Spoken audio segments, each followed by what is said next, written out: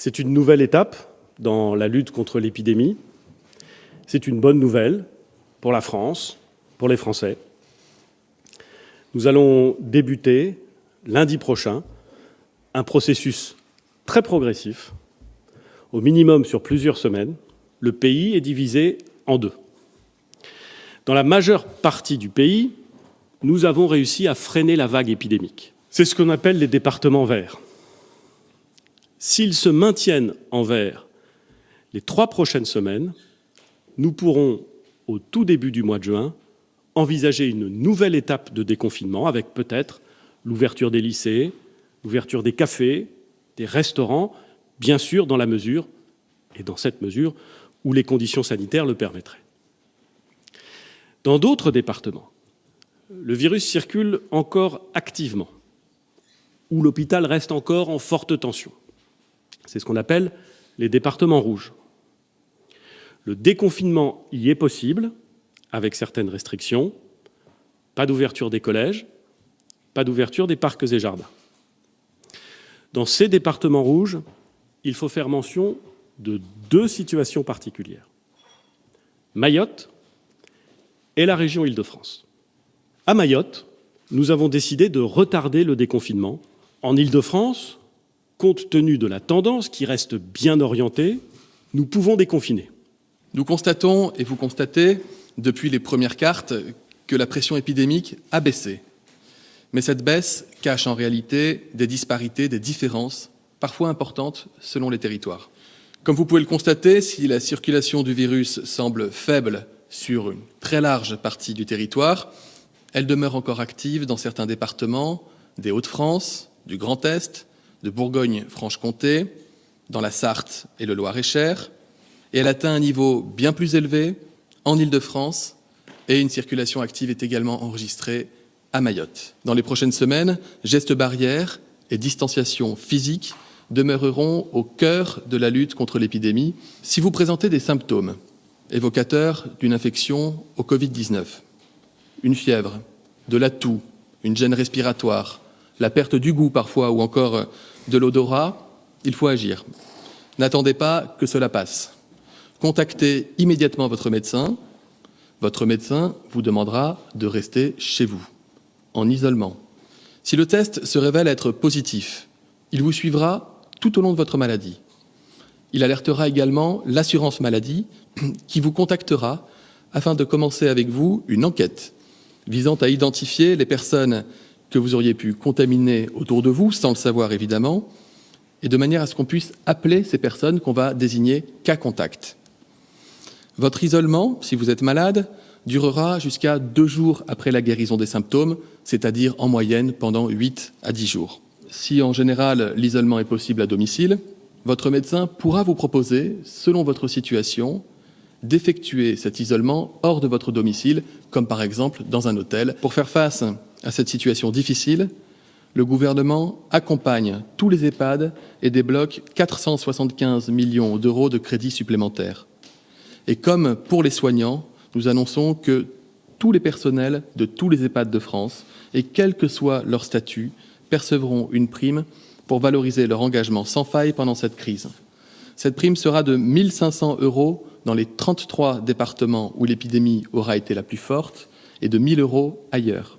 Pour la semaine prochaine, nous aurons donc un peu plus de 1 million d'élèves, normalement, qui reviendront dans leur classe. Et il y aura pour les accueillir environ 130 000 professeurs. J'ajoute à ce que vous venez d'indiquer que dans les départements verts, les collèges pourront commencer à fonctionner à partir du 18 mai. La RATP passera son offre de 30% aujourd'hui à plus de 75% dès lundi prochain. Afin d'assurer la meilleure protection possible des usagers, l'objectif est que la fréquentation, qui est aujourd'hui de 6%, reste limitée à 15%. Pour limiter cette fréquentation et donc la demande, le télétravail, pour tous ceux qui le peuvent, restera la règle.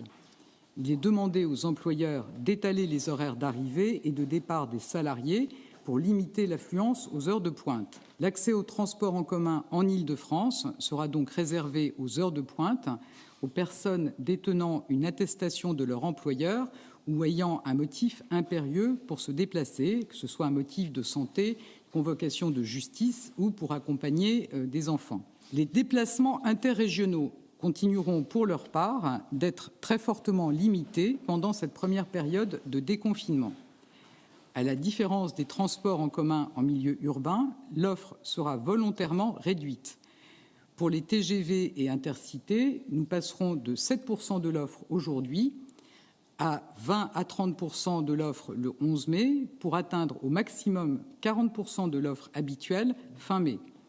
Les réservations seront obligatoires, avec des modalités adaptées selon le type de train, et l'occupation des trains sera plafonnée à 50% du total des places. En lien avec les collectivités locales, l'État mettra à disposition des masques dans les premiers jours du déconfinement pour les distribuer en appoint aux personnes qui n'auraient pas pu s'en procurer.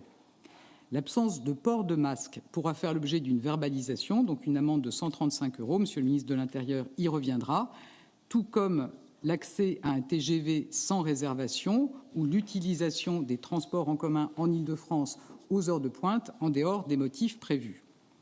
Les opérateurs mettront à disposition du gel hydroalcoolique. Ils prendront des dispositions pour assurer la distanciation physique, par exemple la condamnation de sièges ou le marquage au sol. Et par ailleurs, les trains, les métros, les tramways, les bus seront désinfectés au moins une fois par jour. La nécessité de limiter la circulation du virus nous impose de fixer une limite à 100 km pour les déplacements, sauf motif professionnel ou familial impérieux. Ces 100 km seront calculés à vol d'oiseau à partir du lieu de résidence habituel.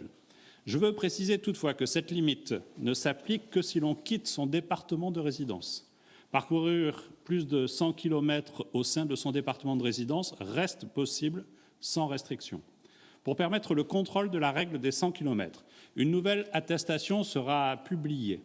Pourront rouvrir les lieux culturels de proximité, bibliothèques, médiathèques, musées dont la fréquentation n'entraîne pas de mouvement important de population. Les cinémas, les salles de spectacle et de fêtes, ainsi que les lieux de sport couverts resteront fermés. En matière sportive, seule sera autorisée la pratique sportive individuelle en extérieur. Les rassemblements devront rester limités à des groupes de 10 personnes maximum dans le respect des règles de distanciation physique. Beaucoup de questions sont également posées concernant les plages, lacs et les centres nautiques. La règle générale reste la fermeture. Mais le préfet pourra autoriser l'accès aux plages, aux lacs et aux centres nautiques sur demande des maires. Nous allons travailler avec l'ensemble des responsables cultuels aux conditions d'une reprise des cérémonies religieuses d'ici la fin du mois. J'en viens maintenant aux frontières. Comme vous le savez, depuis le début de la crise sanitaire, la fermeture des frontières est la règle et l'autorisation de passer l'exception. Pour ce qui est de nos frontières nationales, et notamment celles que nous partageons avec nos voisins européens, nous avons décidé de prolonger les restrictions mises en place jusqu'au 15 juin au moins. Le 11 mai prochain, par conséquent, ce sont 400 000 entreprises qui vont rouvrir. 400 000 entreprises qui représentent 875 000 emplois. Ce sont 77 000 salons de coiffure. Ce sont 33 000 commerces d'habillement. Ce sont 15 000 fleuristes, 3 300 libraires qui vont rouvrir. S'agissant des centres commerciaux de plus de 40 000 mètres carrés, comme cela a été indiqué par le ministre de l'Intérieur, ils pourront rouvrir en accord avec les préfets, sauf en Île-de-France. Nous maintiendrons, par exemple, le fonds de solidarité pour tous les bénéficiaires jusqu'à la fin du mois de mai. Les charges sociales patronales des mois de mars, avril, mai seront totalement supprimées pour tous les secteurs qui avaient été contraints à une fermeture administrative. Leurs charges seront totalement supprimées.